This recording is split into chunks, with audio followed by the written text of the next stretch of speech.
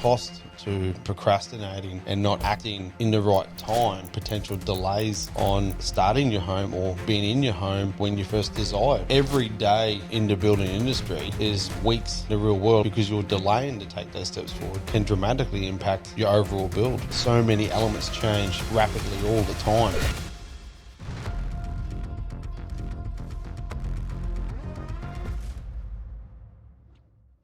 Hey guys, welcome to The Builder's Edge. I'm Norm Wales from Norm Wales Constructions. Now, for me, the whole purpose of this podcast here is to bring a little bit more awareness around the construction industry. I've been feeling for many, many years that there's not enough helpful information out there to support you guys to make the right choice. Now, we are a smaller family independent building company, and we're not here to build everybody's home. But we would definitely love to be able to work with you to facilitate your dream home. But if we don't build your new home, we want you to be able to make the right decision in choosing the right builder for you. So hopefully the information that I'm able to provide through this podcast can be informative and helpful, that you can now create your dream home. So I hope you enjoy it, and thanks for watching. Norm, in this episode, I want to talk about the true cost of procrastination when it comes to building your forever home or your next home. What would you say are some of the effects of procrastinating when it comes to building your forever home? Yeah, unfortunately, the cost to procrastinating and not acting in the right time is, cost increases and, potential delays on starting your home or being in your home, when you first desired. Like, every day in the building industry is, weeks, in the real world. Like, so many elements change rapidly all the time. So by not acting and giving yourself the time to actually take steps forward, because you're delaying to take those steps forward, can dramatically impact, your overall build. But what would some of the most common reasons be that families procrastinate or delay on the process? I mean, you might have some customers at the moment who are perhaps excited to build, but they're like, "Oh, we'll just hold off. We're still playing the waiting game." They might be ghosting you. What do you think some of the main reasons that's happening? I think a lot of people are very time poor, and the world we live in there now, it's so fast paced, and most people are both busy working, juggling families, external sporting events and things there, that it's very hard to manage the time. So when it comes down to then building a home, it's trying to find that time to invest in your asset. And before we know it, 1 week turns into two turns into four turns into 8, and the communication and the correspondence hasn't been there. Now, for us, we're more than happy to work with people on a very long-term journey building their forever home, because we want people to take their time and get that right. But it's also really important that the customer's aware that the longer that journey goes, the very initial stages of where we spoke about costings to 14 months later, unfortunately, generally, the prices will go up. We all understand the world we're living in. Prices don't generally come down. Now, with increase of costs, that can sometimes start pushing out all those extra little bits and pieces that they may have been wanting, but now cannot have because costs have gone up.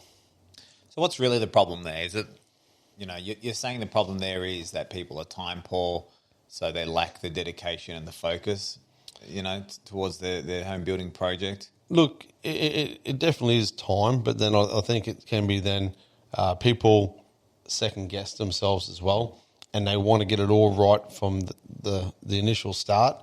But sometimes it's best to get the main structural integrity of the home right, and then worry about your stone bench top or a laminated bench top, or what colour your walls are going to be. You can pick your tiles and that later on. Like, don't get me wrong, it's great to have all these things set out and pipeline so things run much smoother, but there's still a time and a place to do all those other little more cosmetic stuff. So if you are in the position there and you're looking at building and you're thinking that it's just too much to take on, start with the more core ingredients, working on your foundation, the structure, the layout, and then start layering that plan up.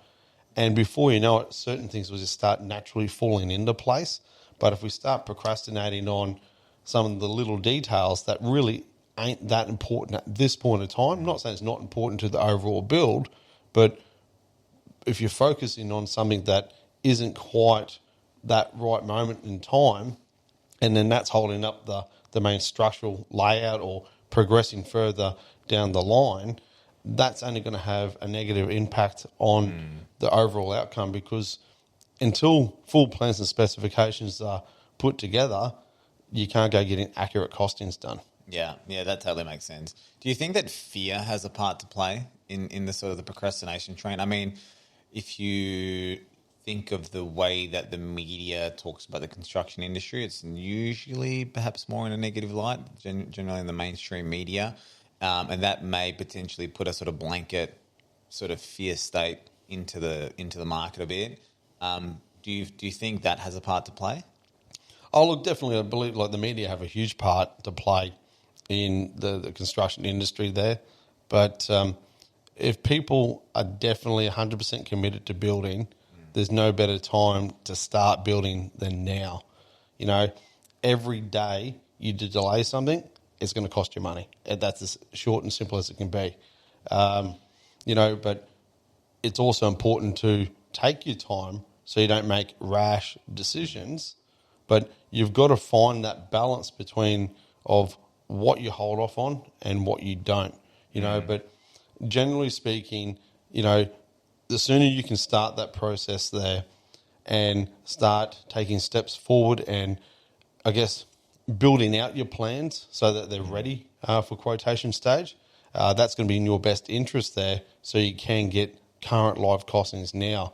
Because, like I said before, 2 weeks turn into 4 turns into 2 months, and before you know it, it's 14 months later and you haven't done anything, and the cost from 40 months ago to now have dramatically changed. I mean, if you're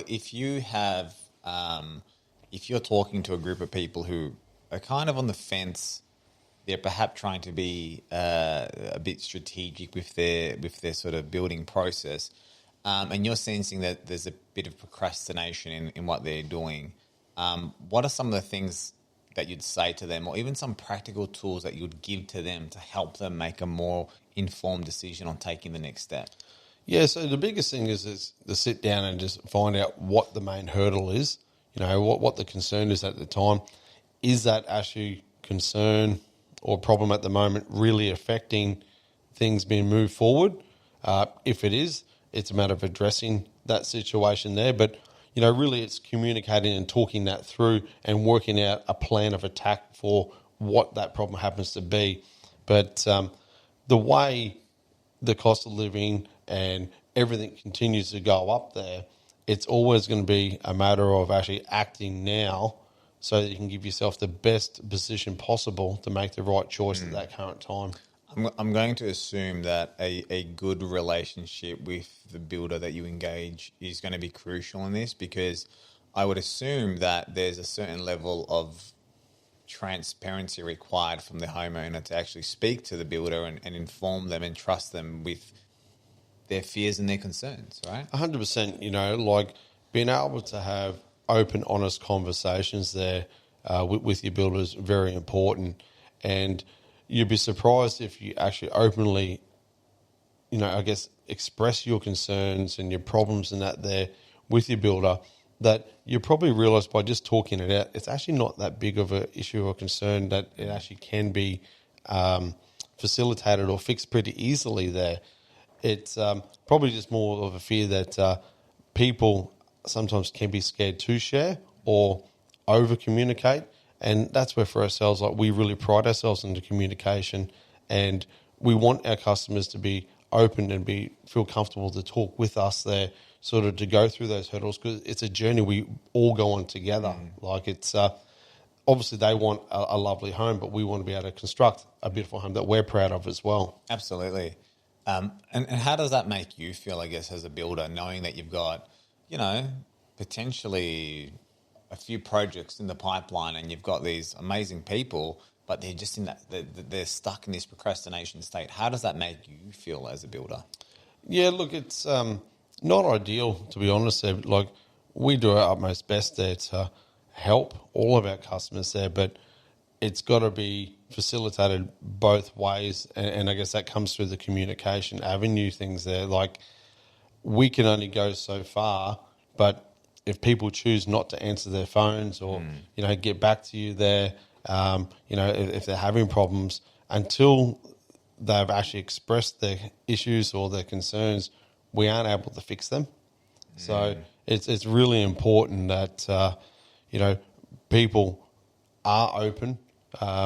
If there are issues or any concerns, that they've got to be able to openly talk, with themselves or their building company, that they've engaged, so that they can help them there. Because if they're not actually being open about stuff, they're going to be by themselves. Yeah. So that to me sounds like there needs to be a bit of a mindset change in how they can approach and communicate with their builder.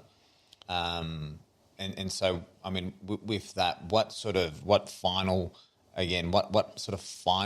practical steps can you give somebody to help them move from a state of procrastination into a state of action?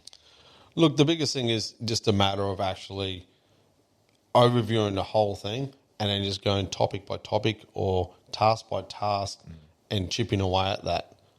So find the biggest hurdle to start with, solve that there, have the conversation, put a plan of action in place there, and then you can start beginning to move forward with things there. Until you've actually brought those concerns or those issues up there, they're not going to be fixed until they are addressed. Do you know what I mean? So it's really important that you don't let that become a roadblock in creating your forever home. Because I feel like that could become correct me if I'm wrong, but could that become a bit of a negative spiral if they keep it within themselves and they think that it's turning a molehill into a mountain, where it's like, well, that obstacle all of a sudden becomes bigger and bigger because they're not actually seeking active help with it. They might be going to the wrong places to get counsel, and all of a sudden they actually start walking backwards instead of walking forwards. Yeah, look, definitely, it's got some truth behind what you're saying there. And I guess the other element is that some people there will start seeking advice through family members and other stuff, which is a great way to start things there. But it's also really important that they understand it's their home, so they don't want to go getting confused through other messages and the wrong messages that other family members and friends and that can quite often, offer them. It just doesn't make it factual, So always, bringing that information to the table with your builder so you can openly go through that there and digest that to help them down the right path. Love that. So if you feel like you're in a state of procrastination or a state of inaction, consult with your builder, be open, be transparent, list out the obstacles that you have, and together work out a game plan. 100%. That's the best course of action there. At least then you can take, small steps forward to get to the end game or where you want to go. Love it. Well, on that note, Norm, I'm going to pass this over to our Get to Know Your Norm jar, and we're going to wrap up this episode. Alrighty. Okay, Norm. What's a moment in your life you wish you could relive, and why? A moment in my life I wish I could relive. And why? I would go down the path of the birth of my daughter. I thought you'd say that. Yeah. Yeah, it's Love that. just a special memory, I guess, that you can never ever forget. And I guess, other than all the other wonderful memories that you create there, it's something that it'd have to be up there with the best memory. So I'd relive that any day. Wow, I love that. That's beautiful, mate. Well, As always, thank you so much. All right, mate. Pleasure. Cheers.